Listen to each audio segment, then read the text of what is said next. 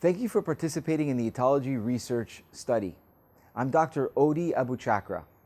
These videos are designed to give you the steps and principles that will allow you to control 5 key areas of your nutrition. 1, when to eat. 2, what to eat. 3, how to eat. Sounds obvious, that one, but it's not. 4, how much to eat. And 5, how to eat under the influence. In other words, how to eat under the influence of people. And that's about overcoming social and cultural factors. The purpose of these videos is to give you this control so that the probability of achieving the following results will be higher. We're talking about 1, getting to your ideal weight. 2, staying there. 3, gaining control over your digestive health.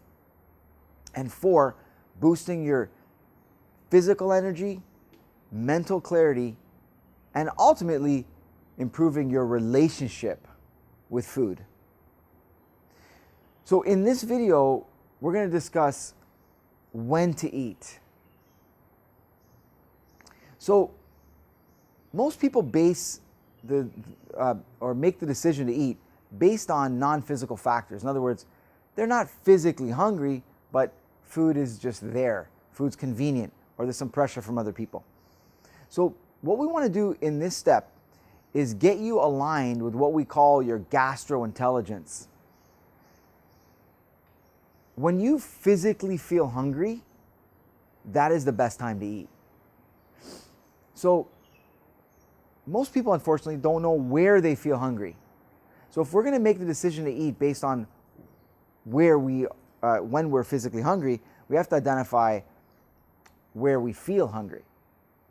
But let me just tell you the benefits of being able to eat when you're hungry as opposed to eating when you're mungry. Now, munger is mental hunger as opposed to physical hunger, okay? So if you are able to align with your body's physical demand for fuel as opposed to your mind's desire to feed, there's a potential for you to reduce the amount of fat, if you're carrying excess fat, by 1 pound a week. Because here's the deal. If you eat when you're not hungry, okay, you might be consuming 500 a minimum, or around 500 extra calories a day. Now, if you stop doing that, and we'll show you how, then you could reduce 3,500 calories a week, which is equivalent to 1 pound of fat. Okay, so where do you feel physically hungry? If you slide your finger down your chest bone, you'll find once you run out of bone and you hit flesh, that is where you physically feel hungry, right there. Now, don't take my word for it, because I want you to physically feel it. I've had people attend my workshops that have never felt this in 30, 40, 50, 60 years. You are not going to be one of those people.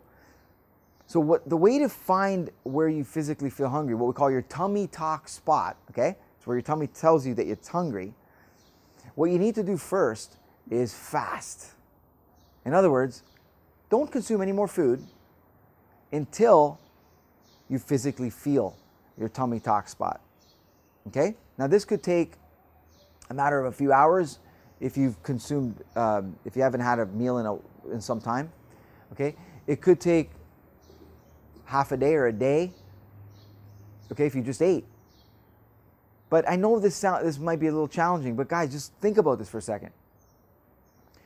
If you're able to find this feeling and align with this feeling one time, and you're sure of it, you have just aligned with your gastrointelligence, and you now have a basis to make food decisions or eating decisions, a basis to when to eat, the only logical basis really for when to eat. Okay, so first step with Eat-ology is fast, don't eat right now, and don't eat until you physically feel hungry. Okay, this could take, like I said, a few hours up to a day. I've had some people report, 40 hours or 27 plus hours of not eating. All right, you're going to do it once, but let me caution you. If you feel a headache come on, if you feel lightheaded or dizzy or faint, this is when you abandon mission and you go to the refrigerator, okay? That's when you eat, all right?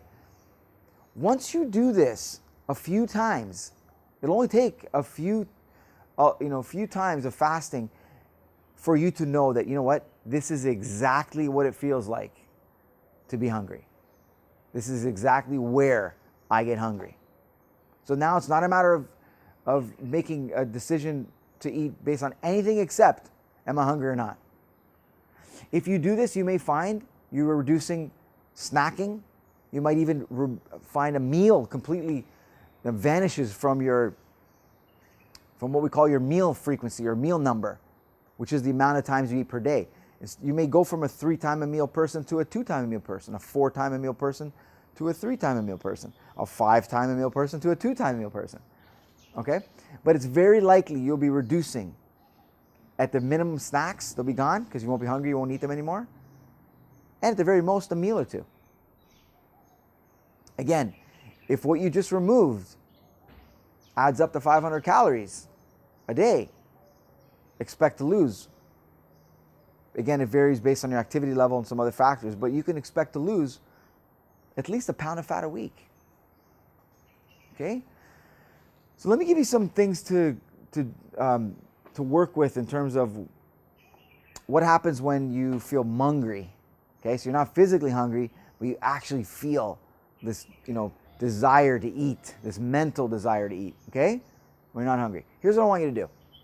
I want you to take a piece of paper or go on your laptop and list times where you remember in the past where you actually ate when you weren't hungry. And what you do is you say, okay, yeah, I remember last week we had some people over and I had some, it was lasagna and some salad, and you list down what you ate. Now what I want you to do is I want you to list the negative mental, physical, and emotional feedback that you received, okay? So you may find mentally you just lost your motivation.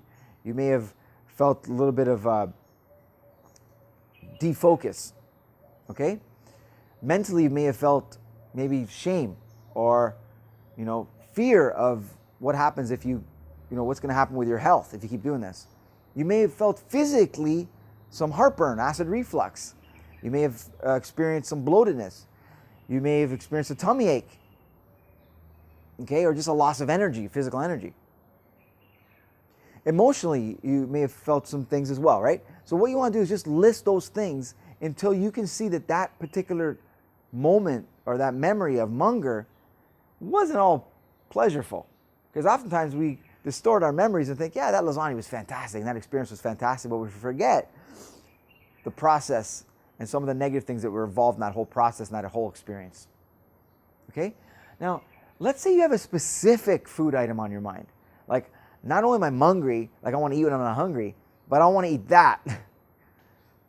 So what you do here is, I'm going to give you a few steps and make it real simple for you. What I want you to do is, 1, rate how excited or how positive that idea of eating that food is. Okay? So how positive is it? It's a 9 out of 10. I'm so super excited about eating that food. Then what I want you to do is I want you to review that list and try to come up with times when you actually ate that particular food item if you can. If you can't, just keep in mind the times when you ate when you weren't hungry and some of the negative consequences you experience. You will find that typically if you eat when you're not physically hungry, you experience a specific thing. For me, it's acid reflux. For someone else, it's feeling bloated. For someone else, it's a headache, okay? Number 3, I want you to list the negative things related to that food item in terms of acquiring it and preparing it. All right? So I got to go for a drive, or it's going to stink up the house, okay? Or it's going to cost me money, or it's going to be time away from my work. All right? That's number 1. Then what you do is you list the negative aspects of actually consuming that food item. Okay? It burns the roof of my mouth. It stimulates my sensitive tooth. Okay? I end up eating quickly with this. I end up overeating this particular food item. Okay? I don't like the texture of certain things, or right? It's messy. Okay? So we want to think about acquiring and preparing and consuming that food item. Then what you do is you'll find, if you re-rate that food item, you may find that it's not all that pleasurable. It's not all that positive. You're actually seeing it in balance. And this allows you to gain control over food as opposed to that food item and food controlling you. Okay, so a quick review of step 1. First, fast until you physically feel hungry. So now you know where you feel your tummy tuck spot. Number 2, after just a few days, you're going to find your meal number. You're going to find, I'm a 2-time-a-day person. I eat twice a day. I'm a 3-meal-a-day person. And you may even know that, hey, they're 6 hours apart, 7 hours apart, 8 hours apart. Okay? Again, it varies. If you wake up earlier, you might end up eating more. But the main point is aligning with where you feel physically hungry in your tummy tuck spot. Okay? If you feel hungry, you know what to do now. And one last thing is that if you feel stressed, and you're the kind of person who eats when they're stressed, what you want to do is go to the internet and find the lowest calorie foods, okay? And the lowest to no calorie options to keep you preoccupied when you're stressed. So it could be a toothpick, gum, water, no calories, right? It could be coffee or green tea or celery or lettuce or something that has little to no calories, so that when you do get stressed, you turn to that sheet that you have written down, or you turn to that screenshot on your phone, and you turn to those food items. All right? So thank you for listening to video number 1.